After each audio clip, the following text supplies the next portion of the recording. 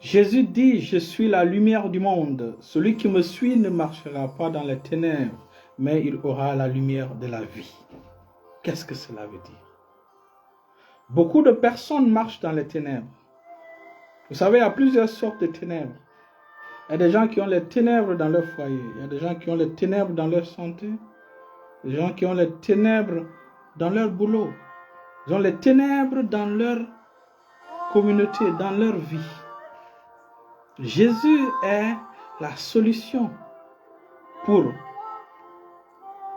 neutraliser les ténèbres dans votre vie. C'est pourquoi aujourd'hui, je vous présente le Seigneur Jésus, celui qui vous apporte la lumière là où il y a les ténèbres.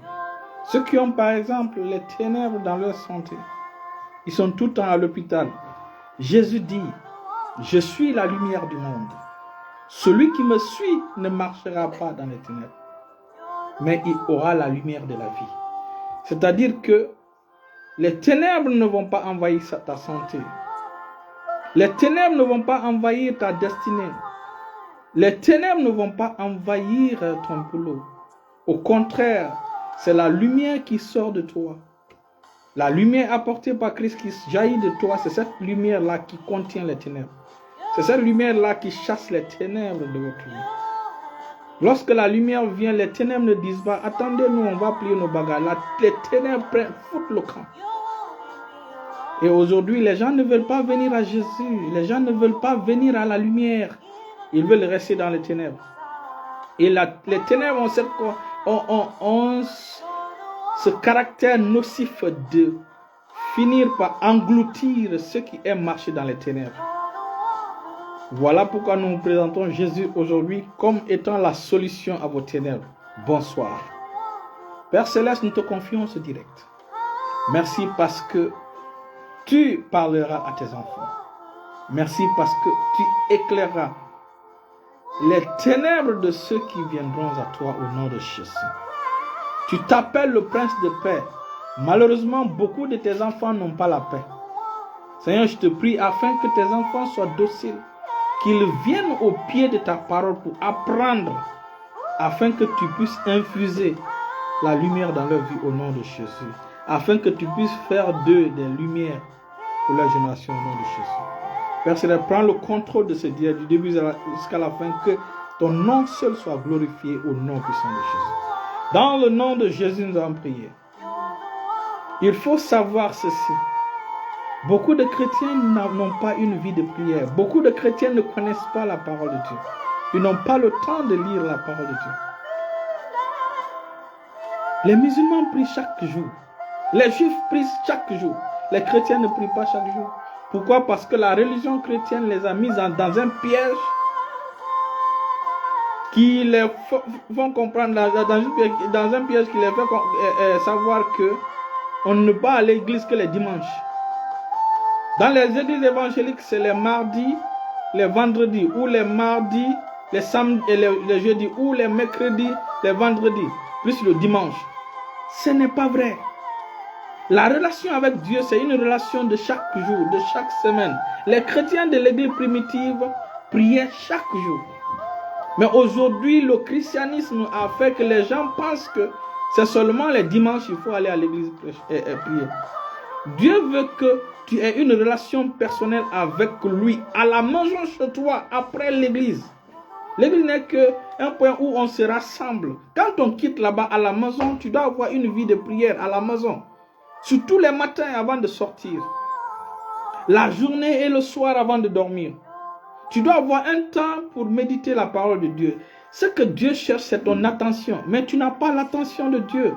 Et tu veux que Dieu te protège. Tu n'as pas l'attention de Jésus. Jésus te parle tout le temps, mais tu n'es pas prêt à l'écouter. Ce qui t'intéresse, c'est de passer 12 heures sur Facebook. 12 heures sur les réseaux sociaux. Tu n'as pas 15 minutes, 30 minutes de prière avec lui. Tu n'as pas 30 minutes de méditation avec lui. Lorsque tu es attaqué par une maladie, est-ce que Facebook te guérit? Est-ce que quand tu es attaqué par des sorciers, est-ce que Real Madrid te guérit? C'est vers Real Madrid que tu vas pouvoir avoir la santé. C'est vers les séries mondaines que tu vas pouvoir avoir la santé. Vous courez pour venir vers Jésus. En réalité, vous venez vers les pasteurs. En réalité, ce n'est pas les pasteurs qui vous guérissent. C'est Jésus qui guérit. Le pasteur n'est qu'un canal. Et toi aussi, tu peux être un canal pour Dieu, pour non seulement ton salut, mais pour le salut des membres de ta famille. Aujourd'hui, les enfants de Dieu, quand tu leur dis, récite-moi par exemple, Jean chapitre 1, le verset 1. Ils ne savent même pas, Jean se trouve dans quel passage de la Bible. Si c'est dans l'Ancien Testament ou c'est dans le Nouveau Testament. Aujourd'hui, j'étais avec un frère qui commentait mes publications par rapport à la religion chrétienne qui a créé des problèmes inutiles dans le monde. Jésus n'a pas envoyé une religion. Jésus a envoyé le royaume de Dieu. Et pour entrer dans ce royaume, il faut la nouvelle naissance. Quand tu passes par la nouvelle naissance, c'est ce qui crée la relation entre toi et Dieu. Donc, ce n'est pas une religion que tu as besoin. C'est une relation que tu as besoin. Ce n'est pas une religion qui est morte sur la croix pour toi. C'est une personne qui est morte sur la croix pour toi. Et cette personne, c'est Jésus. Et Jésus te dit à ceux qui ont de venir à sa parole. Il dit, venez apprendre. Venez apprendre. Donc, c'est au pied de Jésus que nous recevons la lumière. Beaucoup de personnes viennent à Christ parce qu'ils sont accablés par les problèmes. Oui, s'il n'y a pas de problème, Jésus vous accepte. Jésus accepte tout le monde. Mais il est mieux qu'avant que les problèmes arrivent, que tu sois auprès de Jésus. Et là, quand tes problèmes vont venir, Jésus va les donner un coup KO. Jésus va les balayer à une revers de la main. À un revers de la main. Donc, il est important de s'approcher de Christ. Il est important de cultiver un temps chaque jour. Ça peut te prendre peut-être 30 minutes pour étudier la parole de Dieu et pour prier. C'est là que tu vas connaître les pensées de Jésus à ton sujet. Par rapport à ta vie, par rapport à tes projets, par rapport à ton mariage, par rapport à tes relations, par rapport à ton comportement. Bienvenue, prophète Honoré Touba, mon fils. Bienvenue. Je salue né vainqueur. Alebo sobra dekanamondra hazakariadase. Cet enfant est un porteur. Cet enfant, il fait partie de la lignée des flammes de feu. Il fait partie de la lignée de ceux qui brûlent et émettent, éclairent les autres. Ils sont la flamme de l'Éternel et ils porteront la lumière. Alléluia. Au nom puissant de Jésus. Au nom puissant de Jésus. Au nom puissant de Jésus. Un enfant qui fera la gloire de Jésus pour sa génération, qui sera la gloire de Jésus pour sa génération et qui fera la gloire de Jésus pour sa génération au nom puissant de Jésus, qui sera la fierté de ses parents, qui sera la fierté de sa maman, qui sera la fierté de son papa au nom puissant de Jésus. Un enfant déjà cadré, gardé par les anges de l'Éternel. Ce n'est pas, né vainqueur n'est pas un enfant ordinaire. Donc, je t'encourage à veiller sur lui spécialement. Spécialement. Je ne dis pas que les autres enfants ne sont pas tels, mais lui, il est spécial. Lui, il est spécial. Alléluia. Alléluia. Alléluia. Rando gros komantalahata. Ligozo bralatita. En anglais, on appelle the burning ones. The burning ones. The burning ones sont des gens qui, quand ils commencent à crier, ça attire les gens. Et quand ils présentent Jésus, les gens sont attirés vers Jésus. Voici, ce sont les gens qui apportent la repentance au milieu de leur génération, au milieu de leur peuple. Voilà comment les burning ones fonctionnent. Alléluia. Alléluia, gros kabarianan de letita, askandra le teleheye, zakatakata. Donc voici quelques paroles prophétiques pour né vainqueur. Alléluia. Alléluia. Voici les quelques paroles prophétiques que l'Éternel a mis sur ma langue pour pouvoir transmettre. Donc il est important et capital de prendre né vainqueur spécialement. Il doit avoir une éducation spéciale. Il doit avoir un entretien spécial. Très tôt, il faut l'enseigner la voix du Seigneur.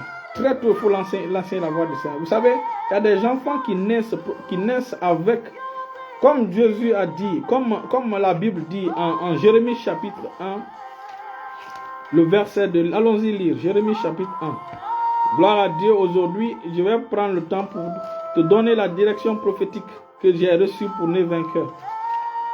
La direction prophétique que j'ai reçue. Dans Jérémie chapitre 1.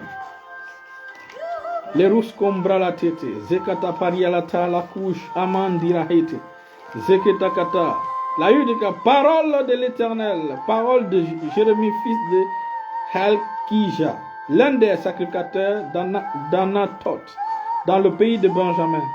La parole de l'Éternel lui fut adressée au temps de Josué, fils d'Amon, roi de Juda, la 13e année de son règne. Et au temps, il dit, la parole de l'Éternel me fut adressée en ces mots, avant que je te fusse, verset 4, avant que je t'eusse formé dans le ventre de ta mère, je te connaissais. Et avant que tu fusses sorti de son sein, je t'avais consacré et je t'avais établi prophète des nations.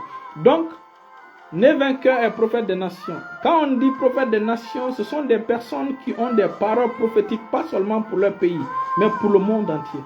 Ce sont des gens dont le ministère doit toucher le monde entier. Jean-Baptiste faisait partie de ces personnes. Il n'a eu que 6 mois de ministère. Son nom est allé jusqu'à Rome. Jean-Baptiste. C'est pourquoi vous vous rappelez, 6 mois seulement de ministère, lorsque l'apôtre Paul est venu à Éphèse, dans Actes des Apôtres, il a vu, il y avait des disciples de Jean, dans Actes chapitre 19. Donc, sa fonction, ce sera de quoi? C'est pourquoi on dit, ne les crains point, car je suis avec toi pour te délivrer, dit l'Éternel. Ces gens d'enfants, c'est le ciel qui est son backup. Le ciel le supporte, le ciel l'honore, le ciel le défend. Ce sont des gens qui ne marchent pas seuls. C'est comme les types Élysée. C'est tout à fait des garnisons qui le suivent. Des garnisons qui suivent. C'est-à-dire, quand il se déplace, c'est plus qu'un camp qui se déplace. Et ces garnisons sont des anges. Vous voyez? Donc, voici, il dit, et voici, je mets mes paroles dans ta bouche. Regarde, je t'ai établi aujourd'hui sur des nations et sur des royaumes, pour que tu arraches et que tu abattes, pour que tu ruines et que tu détruises, pour que tu bâtisses et que tu plantes. Donc lui, sa mission, c'est d'arracher ce que Satan a planté dans les nations. Non seulement dans son pays, dans les nations, d'arracher ces choses. Il a reçu cette grâce d'arracher ces choses au nom de Jésus. Donc, quand les vainqueurs commencera à grandir, ce sont des paroles qu'on doit souffler dans son oreille. Ce sont des vérités qu'on doit souffler dans son oreille. Ce sont des paroles qu'on doit souffler dans son oreille. Son ministère dépassera son papa, le ministère prophétique de son papa. Oui. Donc, sa fonction, c'est d'arracher. Il arrache les œuvres du diable dans les régions, dans les villes, dans les villages, dans les nations, et il plante les œuvres de Dieu. Voilà comment ça fonctionne. Voilà comment sera sa mission. Donc le message de Dieu est mis dans sa bouche pour atteindre les confins de la terre. Vous voyez, l'Éternel suscite à la fin des temps, l'Éternel suscite des guerriers, l'Éternel suscite des prophètes. L'Éternel envoie des gens qu'il prépare. Vous savez, c'est comme Moïse.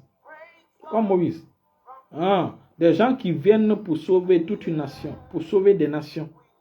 Voilà, pour sauver des nations. Voilà ainsi la parole de l'Éternel au sujet de né vainqueur.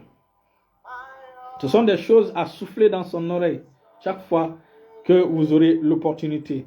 Et je prie afin que cette parole prophétique soit accompagnée de la grâce qu'il faut à ses parents de l'élever dans la crainte de l'Éternel, dans la connaissance de notre Seigneur au nom puissant de Jésus.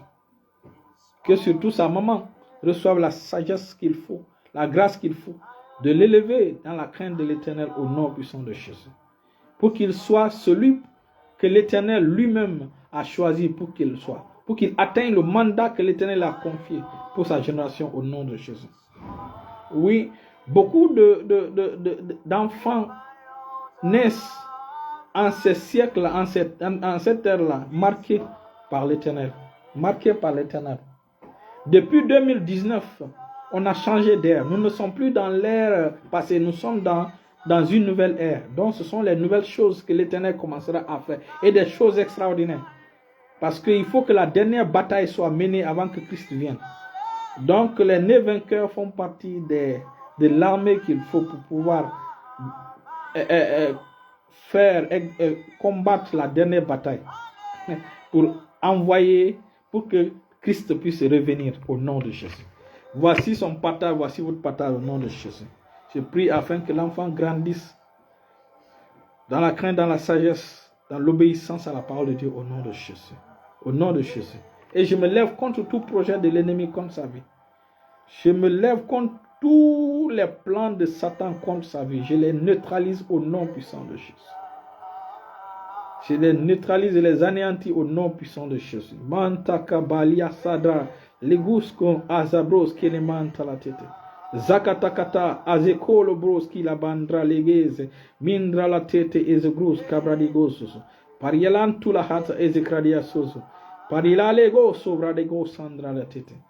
Dans le nom de Jésus, j'ai prié. Il faut qu'il aime la prière. Ce n'est pas des prières de 30 minutes. Il faut que ce soit des prières de 2 heures, 1 heure, 2 heures, 3 heures.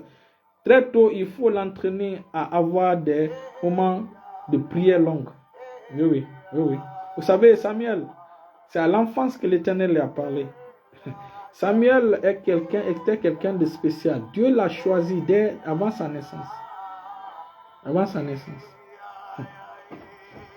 Et très tôt à l'enfance, Samuel, Dieu a commencé à parler à Samuel. Et Dieu a utilisé la voix de Élie, le sacrificateur. C'est comme ça. Dieu ne te parlera en vision qu'à travers un homme de Dieu que tu connais. Lui, il a cru que c'était Élie, le sacrificateur, qui l'appelait. Maintenant, vers la 3e fois, Élie l'a dit, quand tu entends la voix, dis oui, me voici. Parle. Dis-moi, je suis à l'écoute. Dis-moi ce que tu veux me dire. Parle, Éternel. Et c'est ainsi que l'Éternel a commencé cette relation intime qui a fait de Samuel l'un des prophètes les plus emblématiques, les plus coriaces, les plus destructeurs des plans de l'ennemi en son temps. À cause de Samuel, qui n'était même pas un militaire, les Philistins qui étaient dangereux se sont mis là au large. La Bible déclare que l'Éternel n'acceptait pas que les paroles de Samuel tombent par terre. Quand Samuel disait quelque chose, ça s'appliquait. Samuel est l'un des prophètes dans la Bible, l'un des secrétaires des prophètes dans la Bible qui utilisait le tonnerre comme arme. Tant que Samuel vivait, Samuel avait créé une muraille de feu, une muraille de protection pour Israël. Tant qu'il vivait, l'ennemi était discipliné. L'ennemi ne pouvait pas s'approcher. L'ennemi a décidé de se... Vous savez, c'est comme les chiens qui mettent, quand ils viennent quelque part, ils rencontrent un truc, ils mettent leur queue entre leurs jambes. Voilà comment les Philistins sont devenus. Allez-y lire 1 Samuel chapitre 7. Vous allez voir ce mystère-là. Samuel a mis une pierre. C'était la frontière. Toute personne qui franchit cette frontière-là, le tonnerre le frappe. Voici des gens que l'Éternel va élever à la fin du temps. Voilà pourquoi j'encourage les enfants de Dieu à aimer la prière. La prière est capitale, la prière est essentielle, la prière est notre vie, la prière soutient notre vie. Lorsque vous lisez dans le livre de Lévitique, je crois chapitre 5 ou chapitre 6, chaque matin, le sacrificateur était obligé de mettre les bois sur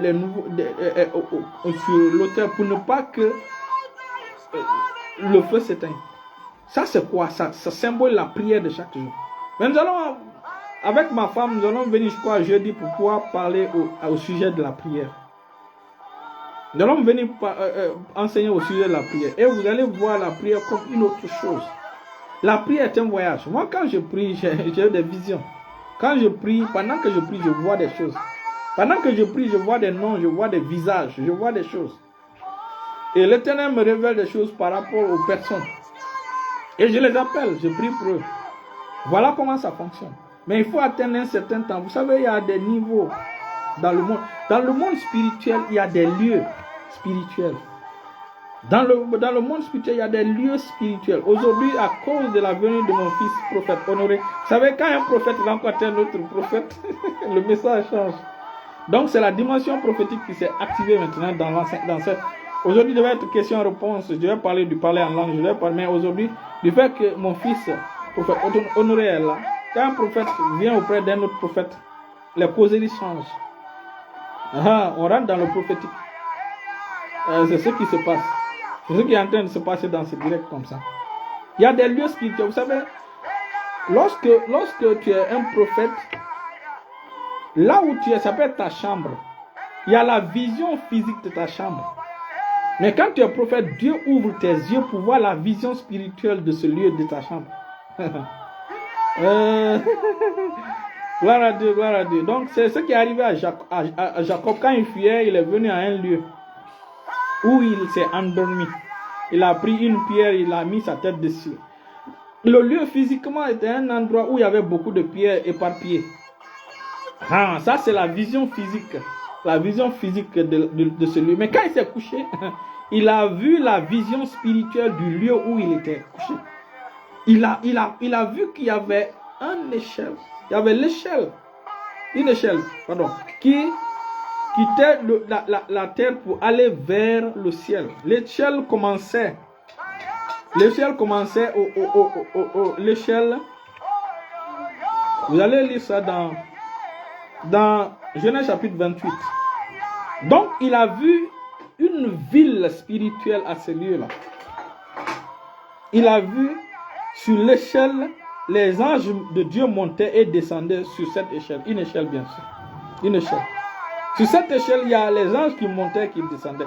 Donc, la vision spirituelle du coin était un lieu, était une ville des anges. Donc, c'était une ville où les activités angéliques étaient renforcées. Vous voyez?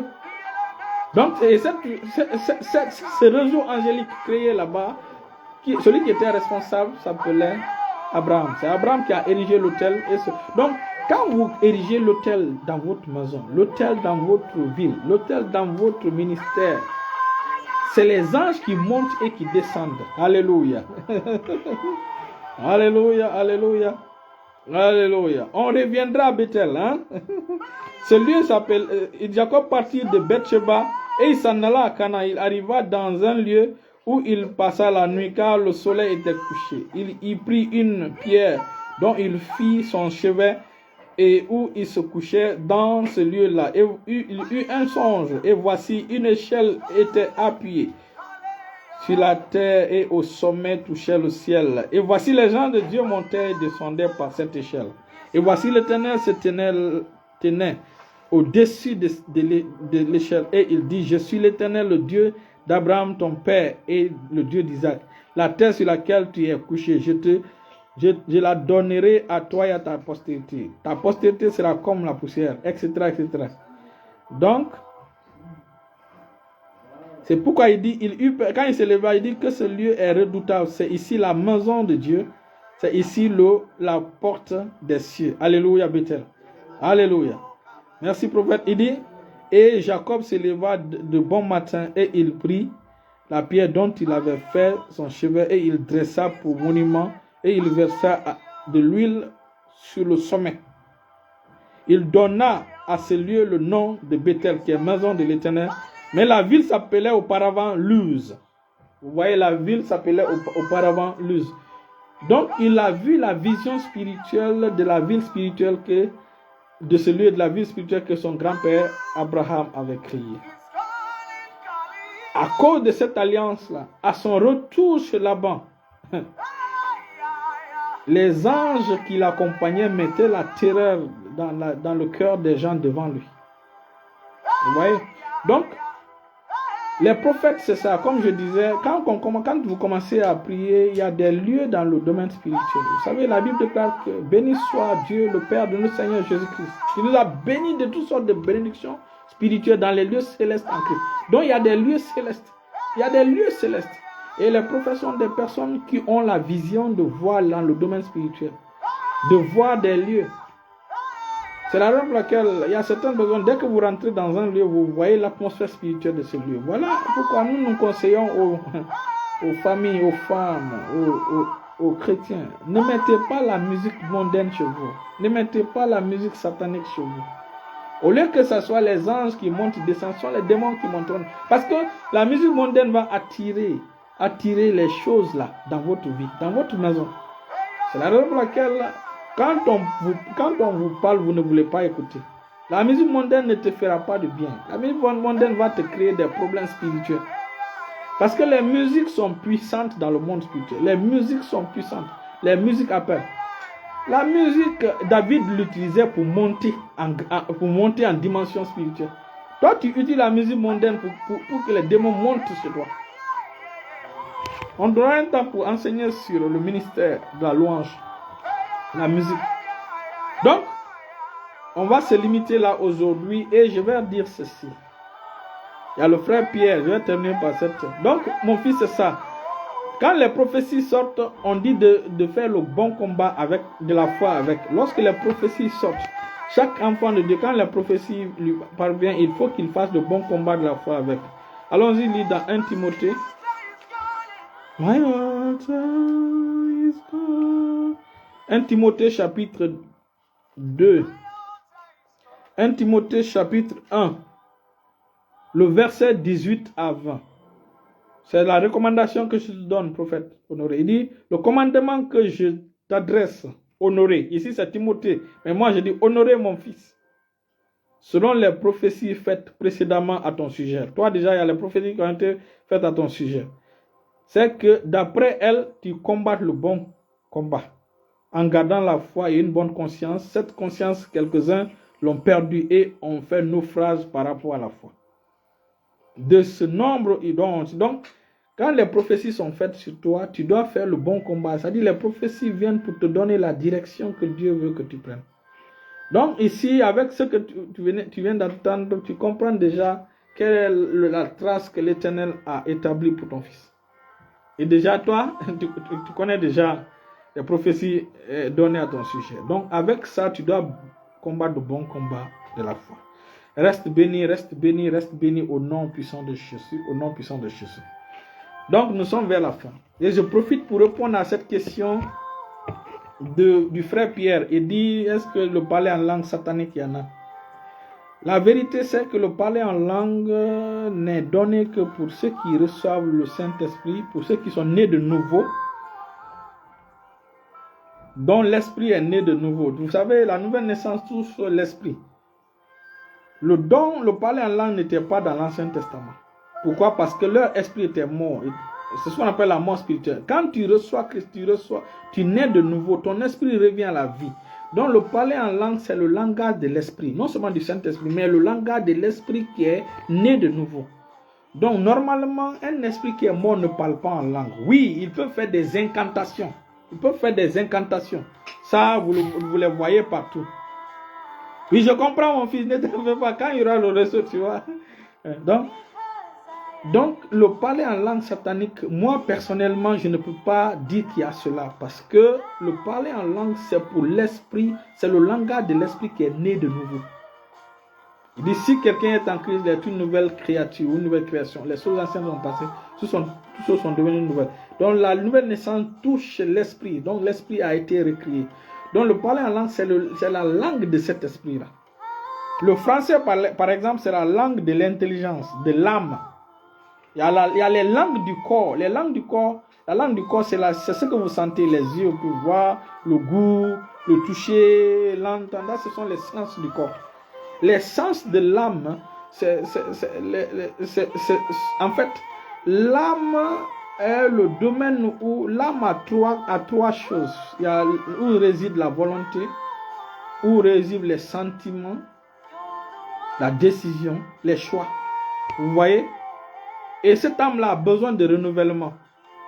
Donc, au niveau de l'âme a besoin de la parole de Dieu pour remplir l'âme, parce que avant que la personne ne naisse de nouveau, la personne a été exposée à la sagesse du monde. Donc l'âme a besoin d'être transformée par la sagesse de Dieu. Et quand les gens ne sont pas exposés à la parole de Dieu, ils ne peuvent pas être transfigurés, ils ne peuvent pas être transformés. Donc, le langage de l'âme, c'est le français, c'est le kissi, on appelle ça l'intelligence. C'est le ciel de l'intelligence, le ciel de l'émotion, le ciel de la volonté. Vous voyez? Donc, c'est l'âme qui vous permet de parler le français. Maintenant, l'esprit, c'est cette partie qui prie en langue. Quand nous avons été baptisés du Saint-Esprit, quand nous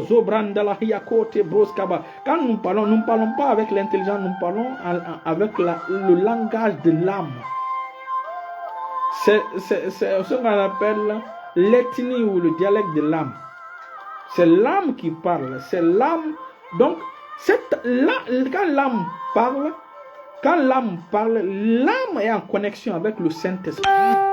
Puisque en français, on ne peut pas prier la volonté de Dieu. Dieu nous donne, Jésus nous donne cette langue de prière pour que nous puissions prier la volonté parfaite de Dieu. C'est la raison pour laquelle il dit, voici les signes qui accompagnent ceux qui ont prié. Il dit, à mon nom, ils parleront de nouvelles langues. Et donc, cette langue-là est différente de la langue ordinaire. Donc, le parler en langue, c'est l'outil de prière que Dieu nous a donné pour que nous puissions prier 1 heure, 2 heures, 4 heures, 10 heures sans se fatiguer. Vous voyez? Parce que quand vous priez en français, vous ne pouvez, avant 10 minutes, vous avez tout dit. Donc, pour avoir une langue de prière, parce que Jésus priait longtemps. Il a même dit à Pierre, il dit, vous n'avez même pas pu prier avec moi pendant 1 heure. Vous voyez? Donc, pour prier 1 heure, 2 heures, 3 heures, Dieu nous baptise du parler en langue. C'est le parler en langue, spécifiquement, c'est pour ton édification. Le parler en langue, c'est le moyen que Dieu a donné pour qu'on puisse se charger. Quand ton téléphone est déchargé, sa batterie est faible, ça ne peut pas fonctionner.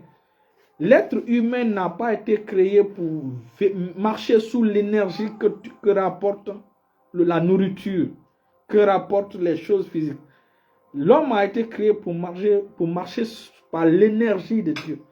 Et le parler en langue est ce moyen qui raffine l'énergie de Dieu à ta disposition. C'est pourquoi 1 Corinthiens chapitre 14, le verset 3 dit, celui qui parle en langue se charge lui-même, s'édifie lui-même, se transforme lui-même, se bâtit lui-même.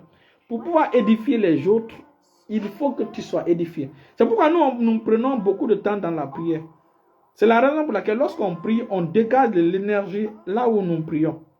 Comme je vous ai dit, on a donné, abonnez-vous à notre page. Vous allez voir des vidéos où on donne des témoignages. Du lieu où on prie, quand on prie dans ce lieu et on envoie quelqu'un là, la personne reçoit la guérison sans qu'on impose la main. Les gens qui parlent en langue, ce sont des gens qui génèrent la puissance divine. Parce qu'avec la puissance humaine, ça ne peut pas aller nulle part. La force humaine s'épuise. Donc, le parler en langue, c'est ça. C'est l'outil que Dieu a donné pour que tu puisses faire du bien à toi-même. Donc, commence à exercer cela. Restez bénis, restez bénis. Ne dites pas que je blesse le mal parler, le parler en langue. Même si le parler en langue est blessé, Dieu ne dira rien. Parce que quand un enfant commence à parler, il ne va pas bien parler. Il va dire tata, maman. Ben, il dit, comme ma fille Elisa disait, de Joséphine, elle disait, maman Zo, elle disait maman Vo. Je ne la frappais pas. On est bon content. Quand l'enfant parle, il déforme un peu le français, on est content. Mais avec le temps, sa parole, sa langue se purifie, sa langue se raffine. Voilà comment ça fonctionne. Et c'est par la foi. Vous savez, c'est quelque chose c'est une arme que Dieu nous a donnée. Si vous négligez, il n'y a pas de problème. Mais nous qui connaissons l'important, nous savons ce que ça fait. Et nous savons ce qu'on a fait avec. Donc, restez bénis au nom de Jésus. Au nom de Jésus.